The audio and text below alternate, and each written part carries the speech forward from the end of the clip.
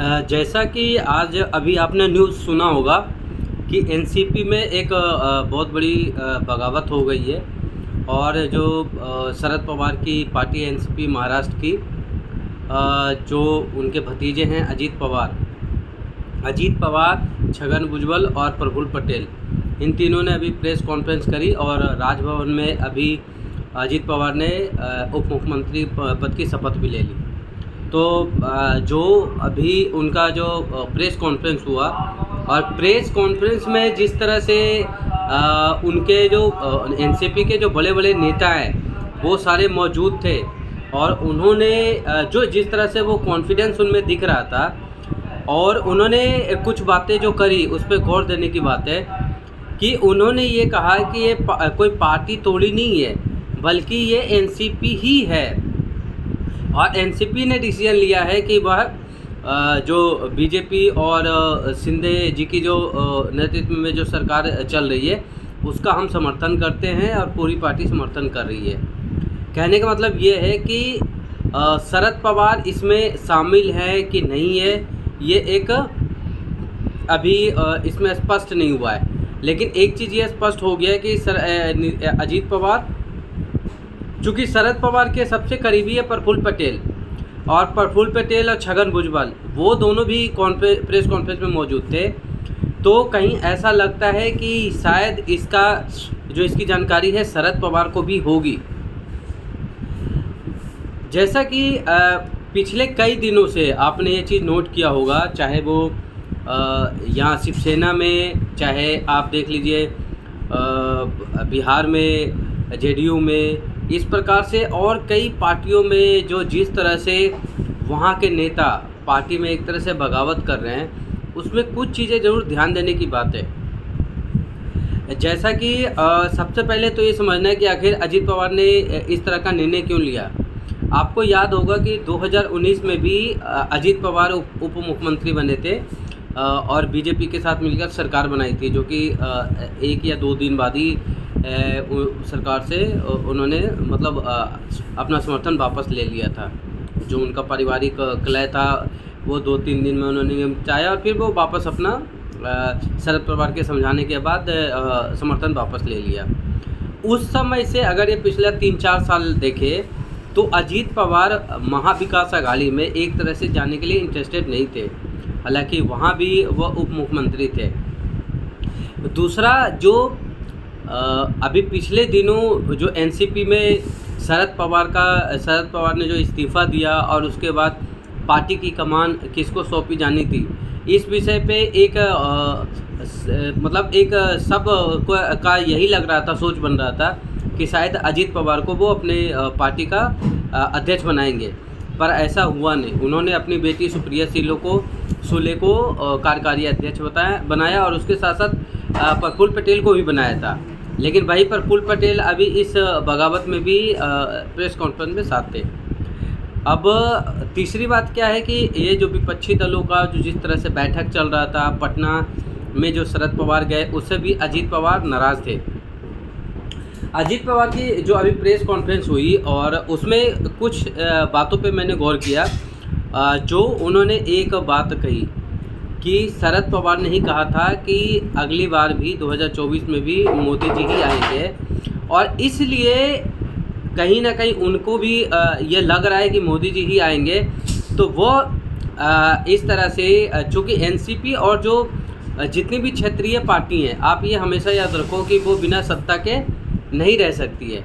तो ऐसी स्थिति में अगर किसी भी तरह का इस तरह का समीकरण बनता है तो वह सत्ता पक्ष में ही जाने के लिए इंटरेस्टेड होंगे, क्योंकि क्षेत्रीय पार्टियों को पार्टी चलाना बड़ा ही मुश्किल होने वाला है। दूसरा, इस बगावत में एक चीज़ और भी समझ में आ रहा है कि ये जो परिवारवादी पार्टियां हैं, अब अगर एनसीपी को देखा जाए तो शरद पवार के बाद जो सबसे बड़ा नाम एनसीपी में है वो अजीत पवार है।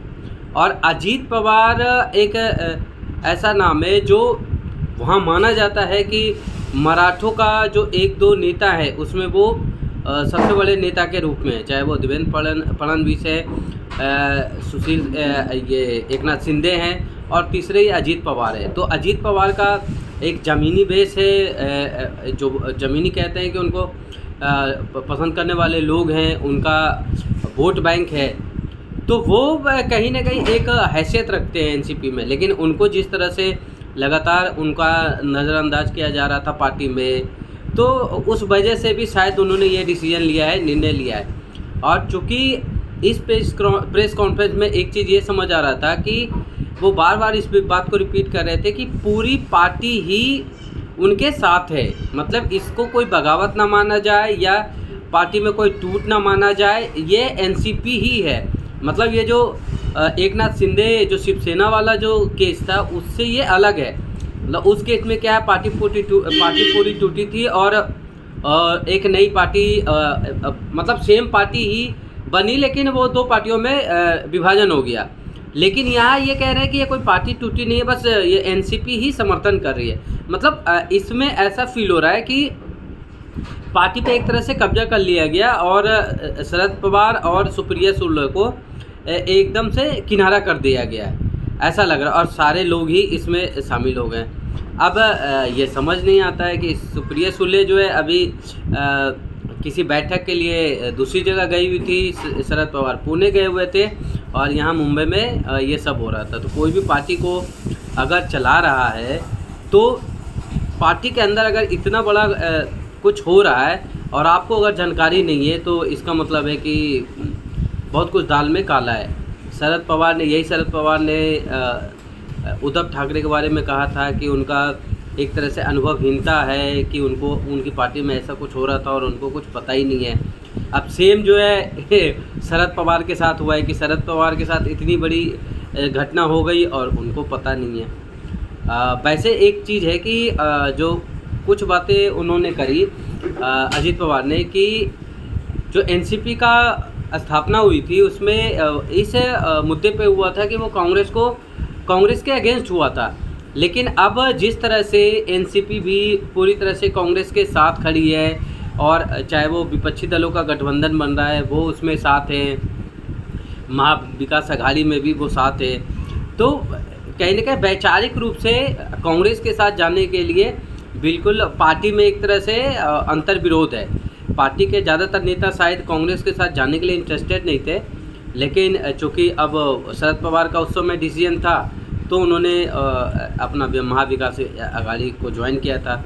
लेकिन अब ऐसा लग रहा है कि आगे जो आने वाले चुनाव है, चाहे वो लोकसभा का है और उसके बाद महाराष्ट्र विधानसभा का है, तो उसकी भी कहीं ना कहीं उसके लिए एनसीपी भी तैयार हो गई है कि आगे आने वाले चुनाव में शायद वो बीजेपी के साथ ही गठबंधन बनाकर महाराष्ट्र में चुनाव लड़ेगी।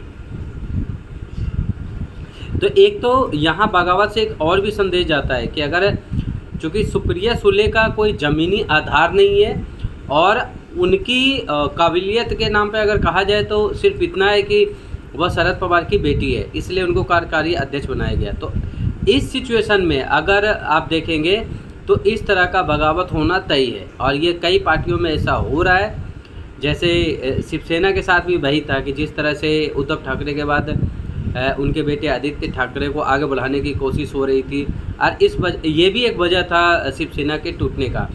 और वहीं आप यहाँ देख रहे हैं शरद एनसीपी के केस में भी यही हो रहा है। तो आने वाले टाइम में भी मुझे लगता है कि बहुत सारी ऐसी परिवारवादी पार्टियाँ हैं जहाँ ये सारी चीज़ें हो सकती है, जहाँ मतलब जो व्यक्ति उस पार्टी में मतलब बहुत सारे अच्छे लोग भी हैं, काबिल लोग भी हैं, लेकिन चूँकि उस परिवार के नहीं है तो उनको आगे नहीं बढ़ाया जाता है। तो ऐसी बहुत सारी पार्टियाँ, चाहे वो बिहार में है, यूपी में है, आपका तमिलनाडु में है, तेलंगाना में है, बहुत जगह पार्टियाँ ऐसी हैं जो सिर्फ चूँकि उनके पिताजी हैं या उनके माताजी हैं ऊपर, तो इसीलिए उनको भी आगे बढ़ाया जाना चाहिए।